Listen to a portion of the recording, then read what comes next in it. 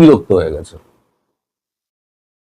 আর বলেছিলাম সে মুসলিম ভোটটা ভাঙবে, একটা হুমায়ুন কবির একটা ভোট কাটবে, একটা কাটবে ফুরফুরা শরীফের পীরজাদা একটা ভোট কাটবে, আর একটা ভোট কাটবে আইএসএফ এর নওশাদ সিদ্দিকী। তার মানে 30%-এর যে একটা অ্যাডভান্টেজ তৃণমূল নেত্রী ছিল, সে অ্যাডভান্টেজটা আর এইবারে নেই। কারণ তৃণমূলের সবাই মনে করছে যে আমরা তৃণমূল নেত্রী দ্বারা আমরা প্রতারিত হয়েছি। উনি যে সমস্ত কথাবার্তা আমাদের বলে গেছেন, মানে শপথ করেছেন যে এটা করব, ওটা করব, সেটা করবো, উনি কোনটাই করেন। উল্টে ভোটটি নিয়ে তাদেরকে এখন দুধেল গাই হিসেবে তাদের পরিচয় হয়েছে। এখন উনি অনেক ভালো ভালো মধুর মধুর কথা বলে ঠিক ভোট যেদিকে মানে 29 তারিখ ভোট হলো, তো আপনার 29 তারিখ বিকেলবেলা উনি একটা হাসি মুখে একটা অভিযোগও করেছেন, আবার সবাইকে ধন্যবাদ জানিয়েছেন। এমন মিষ্টি মিষ্টি মধুর কথা আমি কিন্তু কখনো তৃণমূল নেত্রীর মুখে দেখিনি। তার সবসময় মেজাজ তিরিক্কি হয়ে থাকতো, তার সামনে কেউ কথা বলতে পারতো না। 15 বছরে যত জনপ্রিয় হয়েছে তৃণমূল নেত্রী মমতা বন্দ্যোপাধ্যায়, 34 বছরের বাম শাসনে এত অত্যাচারও মানুষ এতটা খেপেছিল, কিন্তু এতটা খেপেনি।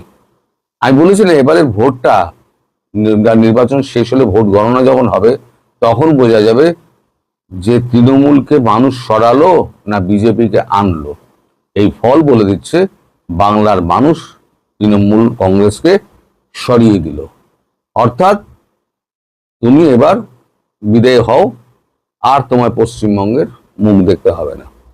এই যে চেয়ার থেকে উনি বেরিয়ে গেলেন, পশ্চিমবঙ্গের যা ইতিহাস আছে রাজনৈতিক, তৃণমূল বলে আর বস্তুটি মানে দলটি আর দ্বিতীয়বার ক্ষমতায় আসার কোনো অবস্থাতেই চান্স নেই। এবার উনি যে মানে অনুরোধটা করেছেন, সবাইকে ধন্যবাদ জানিয়েছেন এবং একটা অভিযোগ করেছেন, আগে সেই ভিডিওটা আপনারা দেখুন, তারপরে আমি আবার কথা বলব।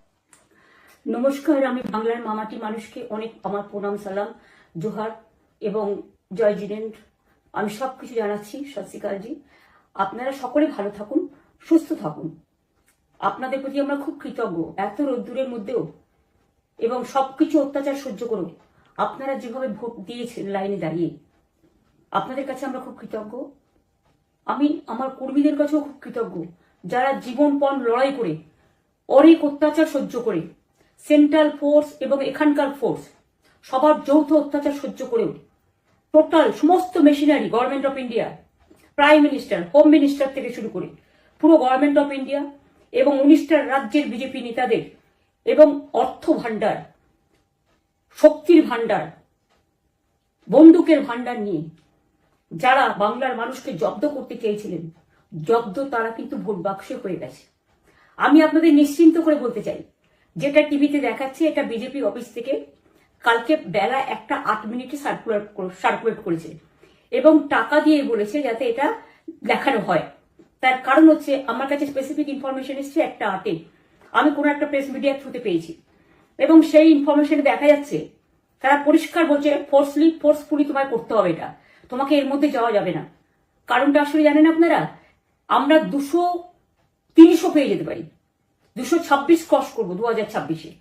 মানুষ যে বিপুলভাবে ভোট দিয়েছে, আমার তাদের প্রতি পুরো ভরসা, বিশ্বাস, আস্থা আছে। দেখলেন কত মিষ্টি মিষ্টি মিষ্টি মিষ্টি কথা বলছেন উনি। শেষে একটা এক্সিট পোল যেটা দেখানো হচ্ছে বিভিন্ন এতে, ভোট হয়ে গেলে তখন আমাদের নিয়ম হচ্ছে ভোটের আগে এক্সিট পোল দেখাতে পারবে না, ভোট শেষ হয়ে যাবে তারপরে তুমি এক্সিট পোল দেখাও। এই এক্সিট পোল নাকি কেন্দ্রীয় সরকার বিভিন্ন টিভিকে পয়সা দিয়ে তিনি এক্সিট পোল করিয়েছেন অমিত শাহ এবং নরেন্দ্র মোদী। এটা হচ্ছে ওনার অভিযোগ। উনি একবারও বললেন না যে আমি যে যে অপরাধগুলো করেছি, মহিলা মুখ্যমন্ত্রী হিসেবে আমি সিংহাসনে বসে মহিলাদের উপরে যে নৃশংস অত্যাচার করেছি, আরজি কর থেকে আরম্ভ করে আপনার ওই বিজ্ঞান কলেজেরই অধ্যাপিকার ধর্ষণ নির্যাতনের কাণ্ড পর্যন্ত প্রত্যেক কটাই উনি আড়াল করেছেন। তার রাজত্বকালে সব থেকে বেশি অসুরক্ষিত হয়েছেন মহিলারা। আরজি করে যে অভয়া, যে মেয়েটি, ডাক্তার মেয়েটি টিফিন খেতে গেছিল, আধ ঘন্টা না 45 মিনিটের মধ্যে সেটু ঘুমিয়ে পড়েছিল। তাকে ধর্ষণ করে পেলভিস পর্যন্ত ভেঙে দিয়েছিল। যদি না বুঝতে পারেন যে কোনো ডাক্তারের কাছে জিজ্ঞেস করবেন, আমি আর ভিডিওতে সেটা ব্যাখ্যা করতে চাই না, মহিলারা দেখেন বলে আমি সেটা ব্যাখ্যা করব না। পেলভিস পর্যন্ত ভেঙে দিয়েছিল। রাতারাতি তিনি কি করলেন, সমস্ত তথ্য প্রমাণ একেবারে লোপাট করে বডিকে 3 ঘন্টার মধ্যে পোস্টমর্টম করে জ্বালিয়ে দিলেন, যাতে কোনো রকম প্রমাণ না থাকে। সিবিআই এসে কি করবে?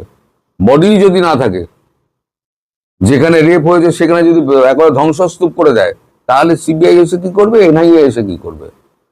তদন্ত তো হয় আপনার তথ্য প্রমাণের ভিত্তিতে, সার্কামস্টেন্সিয়াল এভিডেন্সের ভিত্তিতে। সে তো সব উড়িয়ে দিয়েছে। তো এইভাবে উনি সাধারণ মানুষকে পিষেছেন, মহিলাদের অত্যাচার করেছেন।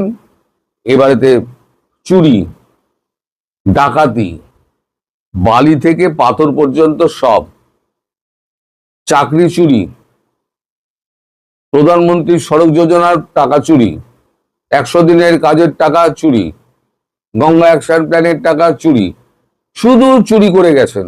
আর পশ্চিমবঙ্গের দেনা যখন 2011 সালে বামফ্রন্ট যে সময়তে 1,75,000 কোটি টাকা ছেড়ে গেছিল দেনা, সেটা উনি প্রায় 9 লক্ষে পৌঁছে দিয়েছেন। এবং ভাতা দিয়ে এবং মাসিক সহায়তা দিয়ে তিনি মনে করেছিলেন আমি সব মানুষকে কিনে নিয়েছি। আমি একটা কথা আপনাদের বলেছিলাম যে আমার বাড়িতে যে মানে সহায়িকা আছেন কাজ করতে, যিনি আমাদের সাহায্য করেন, তাকে আমি জিজ্ঞেস করেছিলাম তুমি কাকে ভোট দেবে গো? বলছে বিজেপিকে ভোট দেবো। মানে কেন, তোমার 1,500 টাকা পাচ্ছ তো? বলে বিজেপিকে দিলে 3,000 টাকা পাবো, বিজেপি যদি না যেত তাহলে 1,500 টাকা পাচ্ছিলাম, পাবো। তখন ওই ক্লাসটা কত বুদ্ধিমান ভাবুন। ফলে মেয়েদের টাকা দিয়ে আর ছেলেদের বঞ্চিত করে চাকরি থেকে, তারা চাকরি পাশ করেছে, পাশ করে তাদের ঘোটালার মাধ্যমে যারা পাশ করেছে তাদেরকে চাকরি না দিয়ে ভেতর থেকে টাকা খেয়ে, লক্ষ লক্ষ টাকা খেয়ে তাদেরকে চাকরি দেওয়া হয়েছে। সব চাকরি বাতিল, কোর্ট সব চাকরি বাতিল করে দিয়েছে। এখন সুপ্রিম কোর্ট আর হাইকোর্ট তার নাম শুনলে এখন খেপে যায়। এখন আমি শেষে একটা ভিডিও জুড়ছি। উনি বোধহয় সম্ভবত বুঝতে পেরেছিলেন বছরখানেক আগে যে ওনাকে চলে যেতে হবে, তেজপাতা হতে হবে। তাই উনি দু কলি গান গেয়েছেন। সেই 2 কলি গান দিয়ে আমি ভিডিওটা শেষ করছি।